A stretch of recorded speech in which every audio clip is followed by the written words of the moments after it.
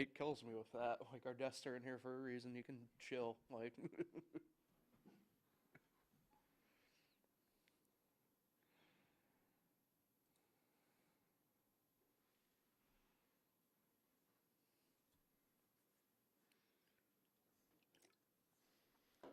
good. Oh, yeah. All right.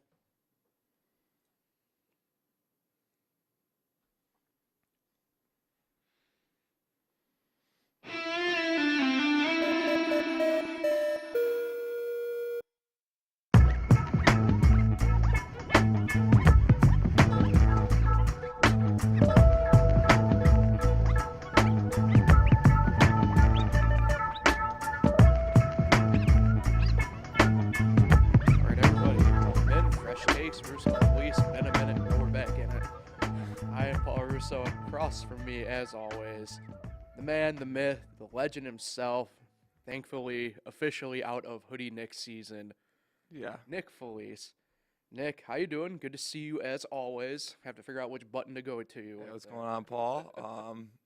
It's been a while, like you said, since we've done one of these. And, well, it's the summer. That's expected. And I think last time when we were on, I think we passed a 4-year anniversary of this Yeah, podcast. we did. So it's pretty cool. We'll have to properly celebrate somehow, some other way. I remember the first time we had the first year. We threw a party. And then the third year came. We didn't really care. So, Third year was COVID year, pretty much. yeah. So Yeah. Well, I'm happy to be back. And what are we talking about? The NHL second round? It's been a while. yeah, we got. We'll be discussing the NBA finals, NHL Stanley Cup final, and then a big summertime into fall. I guess it's our one release from normal society, Big Brother. So we'll be talking all about that stuff. Yeah, been a minute. Hopefully we'll get back into our usual stretch here now that we're in the summer where it's, every other week-ish and then, stuff like Football that. will be here soon. And then, but Nick, not to give too much away here, you did tease to me anyway, and I'm with the idea, and we're gonna do it. So we'll do a little bit of a tease here. One of these episodes coming up, we're gonna go back to the well of something we haven't done in a while, and we're gonna, without giving too much away, we'll power rank something that everybody's experienced at one point or another in their lifetime. Kind of similar to the fast food ranking episode. Yeah, if you will. Yeah. I wouldn't say it's on par with many of you those went places. all out for. I remember did. you had like top 50 you don't like, top 50 you like. You went crazy for it. And I don't know if the ratings were good for it, but The ratings were good enough, as I'll call it. yeah.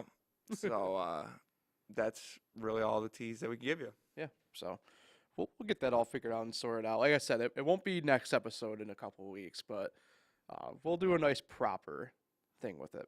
All right, let's jump in. Nick, 1 or 2? 1 or 2? Yep. I'm going to go with 2.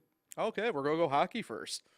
The Colorado Avalanche down the my beloved hometown Fighting Tampa Bay Lightning. In 6 games was quite the series. Look, the Avs were by far. I kind of chuckled looking back on the season. I noticed this kind of from, oddly enough, a gambling standpoint of thing, a betting standpoint of thing. Out west was a bit wild at one point, but the lone team throughout all of it was really Colorado kind of being a steadfast player. I know they went through a stretch in February where they lost to the Coyotes twice somehow, and but that's the way it is in every sport. With every team, you enter kind of stretches where it's just the lull of the season kind of gets you a little bit. But look, Colorado has you're gonna if you don't know the names on Colorado, you're going to, let alone from this Stanley Cup run, but over the course of the next couple of years, outside of say just Nathan McKinnon, right, Cole McCarr, everybody's borderline favorite pain in the ass now, Nazi Kadri.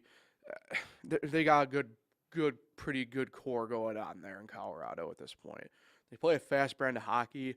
I think got maybe a tad bit amplified by the way Tampa Bay had been playing hockey over the course of the year.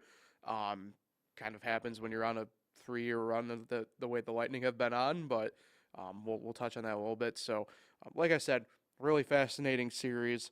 Avs jumped out quickly to a 2-0 lead.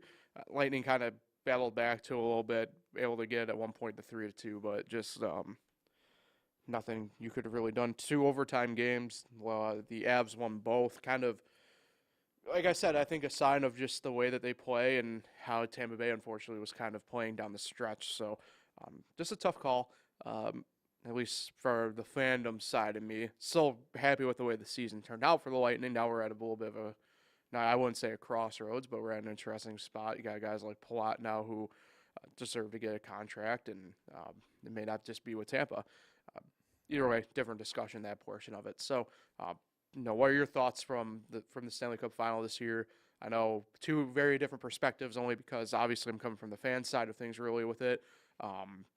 Your Rangers almost got there, so I know you were probably hoping a little bit more of the I'll call it maybe a little bit revenge-sided for you a little bit. It was very entertaining to watch them play Lightning, that's for sure.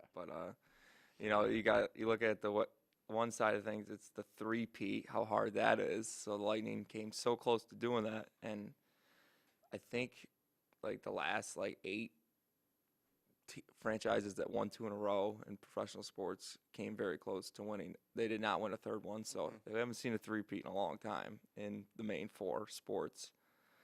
But then you have the Lightning, so they were down 2-0 to the Rangers in the conference final, and they were down 2-0 to the Avalanche. They came back in that Rangers series, won the next 4, and this one they didn't come back. They made it close, but do you put in perspective of that they had so much more time off than the Rangers did before that series, and then the Avalanche had way more time off than the Lightning did in in the Stanley Cup Finals. Do you think that hurt their chances? I've always said this. I know we've had this discussion a little bit on here before in different other sports. To me, it's a little bit of a double-edged sword, right? I think there's probably a happy medium somewhere. I know, for example, going into the Rangers series, the Lightning had 9 days off. Obviously, they're practicing, whatever, but game-wise, they had 9 full days off. And you kind of saw they were a little bit slow out of the box with the Rangers. I don't know if that was fully because of it, but look, and then you saw the way the Avalanche obviously came out and played with their break that they had. I don't know the exact number of days for them. I just know the 9 sticks out for me because I remember McDonough was pretty big on it. So, obviously, a team like Colorado, to me, it probably doesn't matter maybe necessarily as much, at least for them getting the rest. They're young enough. The style of hockey they play, I think they needed it maybe a little bit more. I don't know, maybe about full 9 days, say like the Lightning, but enough to probably reset and get the gears back going again a little bit. Like I said, I've always thought it's a bit of a double-edged sword. Just the way some things can end up. If you have momentum and that carries momentum, yeah. I mean, I don't know if I necessarily like having that many days off. That being said, I don't like coming out of a 7-game series and just having to wait a day or 2 days to get going. I'd like maybe a third day in there to get rested up enough. So I'd say there's probably for sure a happy medium in there somewhere. But like I said, double-edged sword. I don't weigh too much of it overall into it, only because you saw how both teams kind of reacted with their own different breaks and lengthwise and lack thereof even in the case of both of them at certain points. So as a guy that knows what dynasty is all about, do you think there's a dynasty starting with this Colorado team? Yeah, 100%. Like I said, they're young enough, right? I mean, you got 2 pretty good young enough linchpins, right? In hockey, I think we always kind of turn to. They got the Rangers goalie now. Yeah. I was going to say that was interesting, but again, a little bit of a different discussion. But you look at hockey, right? I mean, we always kind of think about, say, your Crosbys and Malkins. Those are the 2 obviously that really pan out, I think, in our lifetimes. Kane and Taves, Ovechkin, and Tom Wilson. No. but Ovechkin and choking. No. But Connor McDavid. McDavid and Draisaitl, hopefully. But, yeah, I mean, you got a young enough core there that they should be. And that's the thing, right? Hockey is the one sport where it's probably the toughest to go back-to-back just because of the grind of the sport that it is. Do I think that they'll go out and win next year the title again, the Cup? I don't know. But they probably have as good a chance as the Lightning have had even. They'll find themselves in an interesting situation, kind of like the Lightning in a couple years down the line when some of these guys need contracts and they deserve to be paid and they might not be able to do it. Again, different discussion. I mean, the Lightning are dealing with that this summer, mainly with Andre Palat, so who played a very big role in the playoff run as he usually does. So, yeah, I mean, definitely as long as they really keep everybody together. I mean, they have a really good nucleus. I mean, they got very young, talented guys. They got a couple of the elder statesmen who have been there for a little bit. And, you mentioned that they're already kind of are trying to bring in a little bit of reinforcements as well. So, yeah, I mean, they got probably good a shot as anybody recently to go ahead and at least repeat next year. So I got to ask you another question. As a fan that is a fan of a successful franchise as the Tampa Bay Lightning, and also as a fan of one of the worst franchises in the Washington football team, or the Washington, what are they now? Commanders. Commanders. Is it different, say, if the Lightning go and win another championship to Washington football winning a championship next year? Is it a different feeling for you? Yeah, because I don't think I'm expecting to see Washington do anything in my lifetime at this point. I think our loyal viewers and listeners know at this point my football picks have been fandom-wise just pain and agony. So, it'd probably be a little bit different, but I mean, 3 titles in 4 years. I mean, that's pretty good. That'd equally feel pretty nice. I can tell you that much. I think you'd be a little emotional if Washington ever won it all. I don't know about emotional, but you'd probably be getting a noise complaint from your house at the Super Bowl party. Talking about Washington winning the Super Bowl. Yeah, so that is. Let's get back on track. Yeah, I mean Tampa's already kind of playing some mess around games too. Again, I don't want to look too far down the line, but they trade away McDonough and about as close to a salary dump as you can get in the NHL in a way with Nashville. Like I said, they're trying to pay the guys that they know have been part of that core and will be the core. So I don't know what's fully next. I mean, as long as they got Vasilevsky back and that, and look, I think they need to take a big rest this summer. Igor's better. Yeah. The Big Cat's best goalie, hands down. So, but yeah, I mean, I don't know what to fully expect, and the East is going to be pretty interesting here coming up. I kind of talked about this not on this pod, but I don't even really think I said it on any other podcast actually, to be honest. But it's going to be interesting. I see a lot of more heavy-hitting star power being out west now than I do out east. Really? Yeah. I mean, obviously you saw, for instance, Kucherov, right? Panarin, Ovechkin. As long as Ovechkin and Crosby are still, kicking around, right? Pasternak, guys like that, right? But, I mean, out west, I mean, we mentioned McDavid, right, and Draisaitl already. I've mentioned McKinnon and Makar a couple times. Jack Eichel. The lone Sabre fan left the room, unfortunately. So, Eichel, yeah,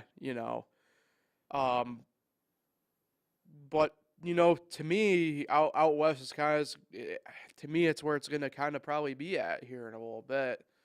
Not to say the East doesn't whatever, but it ebbs and flows in sports. So maybe this is the turning point for the NHL for a West Coast run here for the next few years. Because, look, I know they were in the Western Conference, both these teams for a little bit. But I always would chuckle at the fact that, Detroit/Chicago would be playing, Pittsburgh in the Cup final and have it be an East-West. I'd be like, well, that's not quite, but I know both are in the East now, but it's whatever. So, yeah, it's gonna be interesting, I think, to see the shift of talent. Um, obviously, I didn't even mention, guys like in with Calgary, it's one of the I always mispronounce their names, Truck Brothers, as I call them at this point. What do you think of TNT and ESPN? I like their coverage overall. I mean, it's their first years back. Obviously, TNT's first time, I think, really ever, if I remember right. I could be wrong, but yeah, I don't think they've ever. ESPN's first time back post lockout. I like their coverage. I thought a lot of people were probably giving some justifiable, but at the same time unnecessary stuff to some of the commentators and Who's stuff a better like that. studio? TNT. I always think TNT kills. I mean, whether it's NBA or NHL or, I mean, really, to be fair, even though there's a lot of crossover with it, even like March Madness stuff. Just the guys that they got, they're knowledgeable, but their personalities just are 10 times better. Yeah. Not again. This is a different sport. But we'll discuss probably a little bit anyway with it. But I mean, I'm more intrigued watching Charles Barkley than I am Jalen Rose. Yeah. Or actually in this case, I'm more intrigued watching, say, Charles Barkley than I am Mike Greenberg. So, I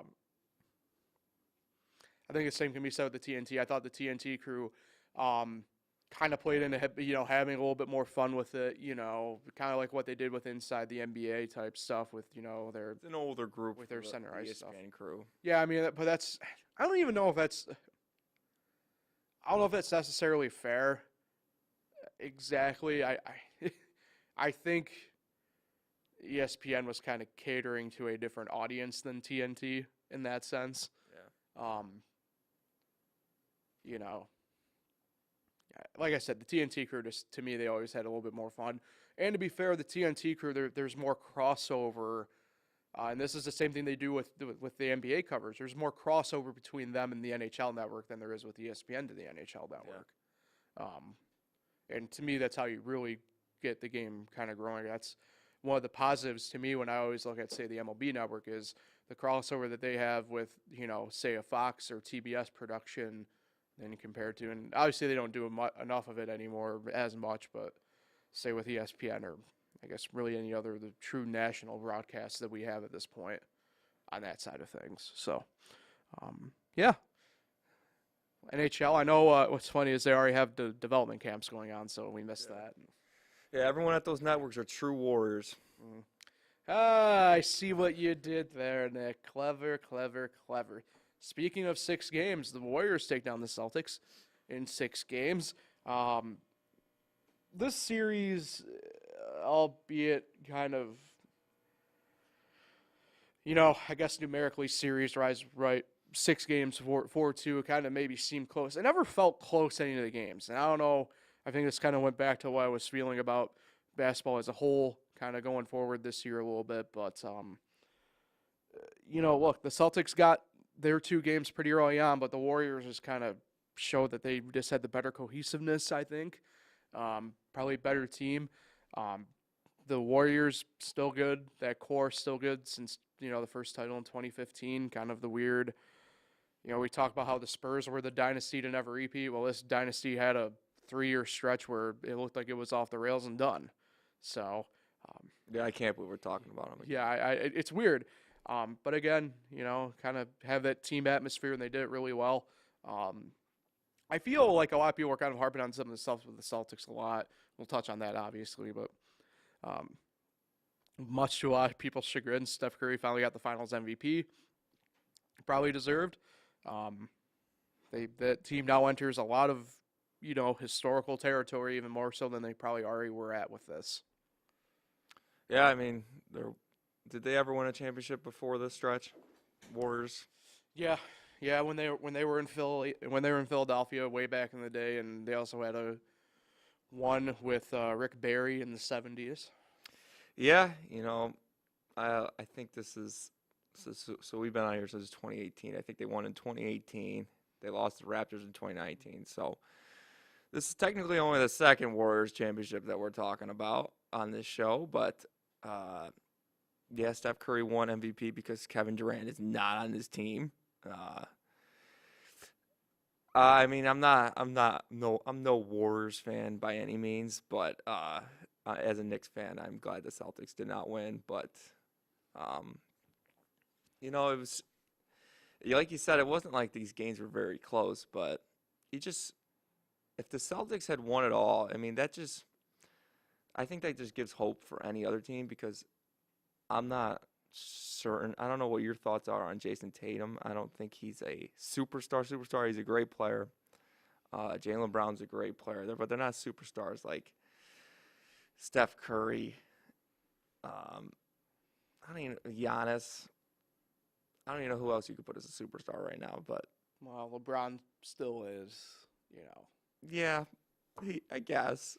But Durant and Kyrie is probably as much as we don't want to. yeah, I guess. Embiid. Durant hasn't been the same since that injury, though. True. And I don't know if he's ever led a team to a championship on his own, but Steph Curry's a great player. He's a great shooter, but there ain't no damn way he's in the top 10 all time. There is no chance about that. I know a lot of people say he's in the top 10. This game goes a long time. Obviously, I did not get a chance to see Bill Russell shoot warm-ups, but I'm going to say he's a little better than Steph Curry just because on height and the fact that he won 11 championships or something like that. So, there's a lot of players, a lot of great players. I mean, I still would put like Kobe Bryant ahead of Steph Curry. I would still put, I can't think of anybody on the top of my head other than like Michael Jordan, LeBron. I mean, he's up there. I mean, he's top 25. Don't give me that. He's top 25. He's in there. But top 10, no chance. Too many good players like Kareem Abdul-Jabbar. So, I think this whole series was about like the Warriors getting back to normal, back to the championship ways in their head. And Steph Curry trying to get a little bit more respect. It does suck that Steph Curry is also good at golf. It's like, what is this guy not good at? But I don't know. I'm okay with the result of the NBA, how it ended. Warriors over Celtics. But obviously, as a Knicks fan, it was kind of disappointing. Didn't even make the play-in. So, and obviously, you high expectations for your Heat coming in to the playoffs. I think if Tyler Hero's there, I think they got a shot to beat the Celtics. I think the same thing goes with Chris Middleton. Not to keep putting excuses on the Celtics winning series, but they deserve to beat the Nets. That's for sure. They deserve to beat them. But so I think if Chris Middleton plays, I think the Bucks do win it all. That's my opinion. I know that didn't happen. I think that is a huge loss for the Bucks, and I think they're the favorites still next year, as long as they keep the core together. I think there's rumors Drew Holiday might be on the move, but What? I don't know where I heard that. It's the first I've heard it. Putting a rumor out there. Drew Holiday's on the move. Okay, fair enough. It's weird that the Tatum Kobe stuff was strange. To kind of piggyback off what you were saying with him being a superstar, or maybe not. How many superstar tags you handed out? I'm not handing one to him. It's weird. How many are you handing out in the league? Was this top 5? I don't know. I have to write down who I think would be one. Like Luka's got to be one at this point, right? Yeah, I feel like you got to prove something on to me. Oh Christ! Here we go. I think you got to win a championship to be a superstar. If that's the case, the Knicks haven't had a superstar since Earl the Pearl Monroe. Yeah, I didn't say they had a superstar. And Julius Randle's obviously up there. Yes, superstar. Anyway, I don't know. The Celtics just played better than the Heat anyway. I don't know if Tyler Hero would have made a difference or not in that series. It's something we kind of discussed anyway, last pod, but the Celtics, they were weird against the Warriors. I don't know if they just became bullish against them or just. Do you see them coming back? Afraid. I'd like to imagine that they do. They kind of, to me, they've improved, picking up Brogdon already. I I'd like to imagine that they do, or at least they make a run to at least the conference finals again next year. I think that there are spots where you can tell that Tatum's going to need to make the leap if he thinks he's the number one on that team still. I've been of the opinion that I've always thought Jaylen Brown's the better of the two anyway, just overall. Yep. I will not stand here and take your Jaylen Brown slander in peace. He's a god-tier defender and very good player offensively, and that's just not fair to him. So, I don't know. The Celtics, to me, too, need to kind of improve that bench. Just a lot of pieces like Grant Williams out here just diving at thin air because he can type stuff. And, I mean, it's going to sound really weird coming from me as a Heat fan, even the way our roster's structured. But, to me, Peyton Pritchard can't be your number one or two off the bench. I don't know. Like I said, I'd like to imagine they do, but look, the East, no matter what next year, it's gonna be some sort of reloaded, obviously. Milwaukee, as you mentioned, I think that they probably do have to be the favorites out of the East next year automatically already. Obviously, the Heat aren't going to go anywhere. Depending upon what happens, I mean, I have a hard time believing that the Sixers don't make some sort of noise to some degree. What will the Nets look like? I think a lot like your Knicks. Not good. I don't know about being great, but not good. So yeah, I mean, Toronto will probably at least hang around tough. Same with Chicago. Probably the same with Atlanta. Maybe Charlotte, depending upon too if some of those guys take the next jump in their progression. So, I mean, who knows? It's the East won't get any easier. I can tell you that much. And the same thing with the West, with the Warriors. If they want a chance to repeat, I think you got to run it back with what you got. I don't think you can let Wiggins walk. I don't think you can let really any of the guys walk, whether it's even Otto Porter. The West, again, it's not getting any easier out West. It will help that Utah's kind of dismantled themselves, honestly, but obviously the Nuggets are still going to be there. The Suns will still be there, with or without DeAndre Ayton, in my mind at this point. If everything's healthy, the Clippers probably should just destroy everybody in theory. And look, the Mavericks aren't going anywhere either anytime soon. That's very much so true. As long as Luka's out there moderately healthy, clearly, he will will that team to at least a playoff spot. So I don't know. What about $120 million Damian Lillard after 2 years? It's an interesting one. It's weird. I don't think Portland will be as bad as some people will think. In all honesty, but yeah. I still have a hard time seeing Damian Lillard long term in a Blazers jersey. Whether that's at some point next year or next summer, I don't know. Thinking a little South Beach? I wouldn't say no, but I don't know how his money would fit into it. So they haven't had a great point guard since Mario Chalmers. Damn, Kyle Lowry, no respect. Goran Dragic, even no respect. Yeah, no respect. Mario was a champion. He was. All right, let's hop on over and discuss Big Brother before we get out of here. Season 24.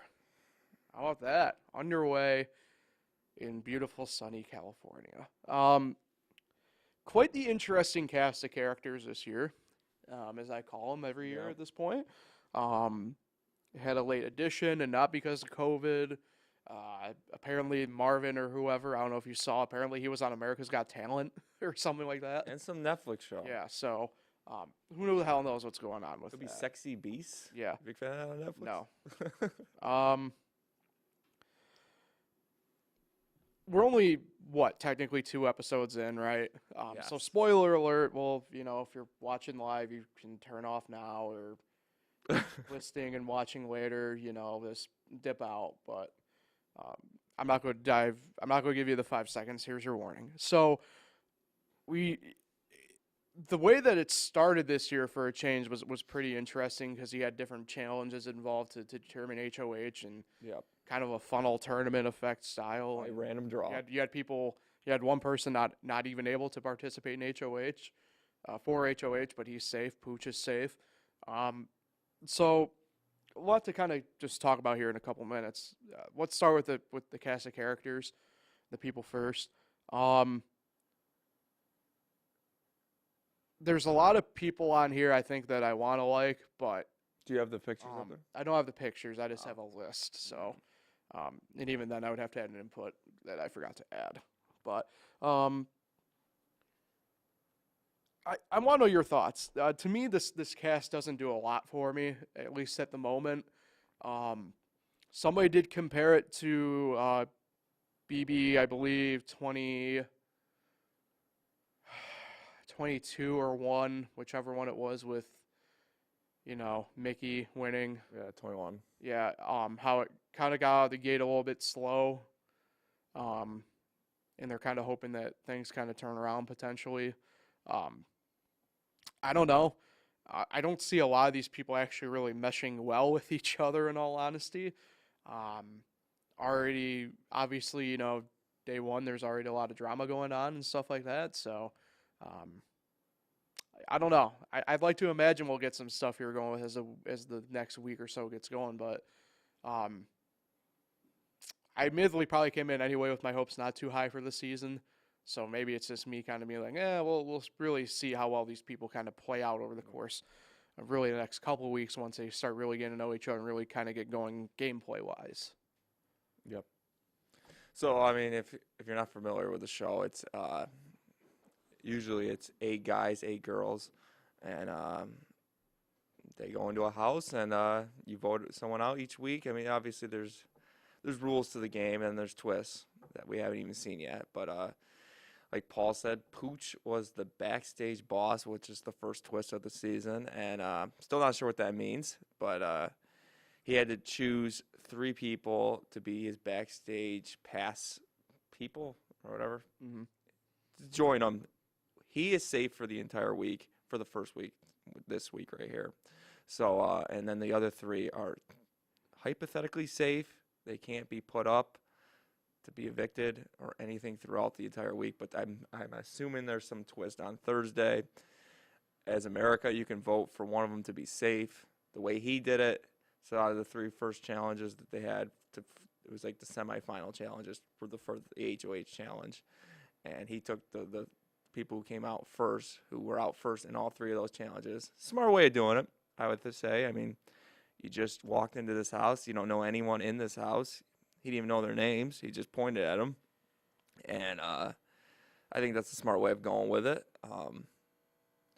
We'll see how it goes for Pooch. I don't think he's made too many enemies. But then obviously the guy who ended up winning HOH is Daniel. Damn Daniel. Daniel is the HOH, as typically the first HOH, which the head of household. Usually puts you in a good spot because you don't know anyone in the house and people are coming up to you because you get to decide who's the first 2 nominees to get evicted from the house. So it's a big responsibility for Daniel. And usually you start building trust. You build some alliances because people want to talk to you. You don't have to go to others to talk to them. So it's usually a good thing to win the first HOH. Unless you're Frenchie last season, who just absolutely blew up after in the second week there, or he lost power. Because if you win HOH, you can't play in the next HOH challenge. So he cannot win back-to-back HOHs until the final 3. Mm-hmm. It's the only time you can win back-to-back, unless there's some twist or something, or some power. But yeah, so this backstage pass twist, not sure what's going to be. You won't know until Thursday. Tomorrow's the veto, so Daniel put up 2 people for eviction. Our guy Terrence and Michael. Terrence is the pawn. So a pawn is just a person to put up. You're not planning on getting rid of them. You're just because you have to put someone up, so you play him up. Someone who you think is going to stay. So they think Terrence is going to stay. And they put him up against Michael, who's his target. Daniel wants Michael out because he's a super fan. One of the crazy things that he catch, I guess there's some curse. If you're the first one in the door, you've never won the game. And Michael would have been the first one in the door, and he opened the door so other people could walk in. So, and Daniel noticed that, so he knew right away he's a super fan. I didn't even know about that curse. I feel like they're all super fans at this point, though. Yes. As Daniel said, he's like, there's only one room for one super fan in this house. That is not true because pretty much they're all fans of the show. There's a couple that are just like, how do they get on the show if you're not even a fan of the show? But so he puts them up. So now the veto is going to take place. And if you're not familiar with the show, only 6 people play in the veto. So the 2 nominees and Daniel will draw out of a box. It could be a house guest choice where you get to pick or a name of someone else in the house. They all get to pick one person, and those 6 go at it. And then the winner of the veto can change one of the nominees. So if you're on the block, obviously, if you win, you take yourself off, and then Daniel has to put somebody else up. And after that veto meeting is done, then it's time to vote someone out, and then everyone else in the house gets to decide who goes home. And that's on Thursdays. And then they do the HOH right after that. So I like to think Michael's going to go home. Michael doesn't seem like, obviously it's only the first week. We've only seen a couple of challenges. He doesn't seem like the biggest challenge beast. So it's going to be tough for him. And usually in week 1, everyone likes to go with the house. And I think Michael has got some work cut out for him this week. I don't know. I think it just depends what the veto comp is going to be. I mean, obviously, he's a smart kid. Now, I've picked this up in only the few seasons I've watched. I'm sure you're the same. I mean, they just recycle the same ones in and out, just kind of switch up cosmetically stuff and same type stuff like that. So I don't know what exactly we'll see week 1 with it. I mean, they use the same ones, but they kind of switch up the order too every now and then with it. So who knows what we'll exactly see week 1. Similar type of challenge, yeah. I mean, I don't know. He hung around pretty tough there. He was also at the merch tent with Daniel. That's right. And he was the second to last one with Daniel in that comp. So I don't know about him maybe necessarily not being a comp beast. I think it kind of depends. Probably not a great endurance guy in that sense. But I mean, look, he's a lawyer. He's got some smarts about him. He's probably good at the IQ stuff if needed. So I think it probably depends a little bit what we see on tomorrow night. With the veto comp. It always sucks for a guy like Terrence. So Terrence is, another guy. My guy, Big T. He's 47 years old, which is not old, but in this house, it is old. There's a lot of younger kids in this, like 30s, 20-year-old. I'll say this is a fairly, I wouldn't say old, but it's a fairly, I wouldn't say young season by any means. But it always sucks when you're the old guy and you kind of get outcast from everyone else. So it's not surprising he's a pawn in week 1. So I hopefully he survives. I know you didn't see this season. I think it was season 20. There was a guy named Steve. Same situation. He was the old guy. I really think he could have been a player, but he was a pawn. But then the alliance of 6 from the get-go wanted to switch it up, and they had to vote him out. I hope this does not happen to Terrence this week, especially if Michael does build an alliance or something. So we'll see what happens there. Obviously, it's very divided with the guys and the girls so far, I've noticed, which is kind of strange. You don't usually see that, but it's really kind of guys versus girls right now. I mean, they got to start intertwining. At least we saw that in episode 2, so we'll see what happens there. Yeah, it'll be an interesting season for sure. I'm Team Terrence. Who's your pick? Big T. You're gonna pick. I like to think Big T. I'm gonna go though. I think we'll go Joseph. In all honesty, I kind of like the way he kind of has played the game for the first couple days, and you have the names up. I do. What's the one that was really close with Daniel there? The girl there. Oh, got the hair. Nicole. Yeah, that's my pick. Your own Nicole. Yes. Former police officer, now private chef. So you like Joseph? Yeah, I like the way he's kind of gone about the first couple of days so far. And he doesn't seem too into himself the way, say, like Pooch is. So Yes. that's where I'm kind Pooch, of leaning. football player. Coach. Yes. So, all right. That's about it for Fresh Takes today. As always, watch live here on YouTube. Catch up anytime there, and also Anchor or Spotify. All right, Nick. Who are you shouting out today? I'm going to shout out, technically he's my brother's friend, but I'm going to shout out Rob Armstrong. He's never been to our house before. He's coming into town, I guess, on Thursday. So, not sure what we're going to do, but yeah, shout out Rob. Welcome to Seneca Falls. All right. And then, yeah, I think I'll be hanging out with you guys a little bit. So either way, if you haven't already, like, share, subscribe, all the fun stuff. And we'll see everybody again in a couple weeks for Fresh Takes. See you later.